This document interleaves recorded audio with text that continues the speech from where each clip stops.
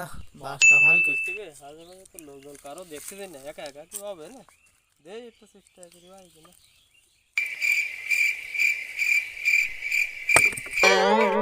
না আসছে না তো কার ভাই অনেক কোনো লোকজনও দেখতে দেয় না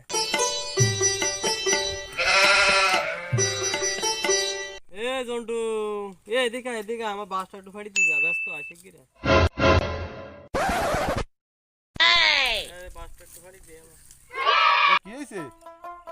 আজ এনে বাসটা আমি ফাইল করতে পারছি না গাড়িটা ফাড়ি দে আমার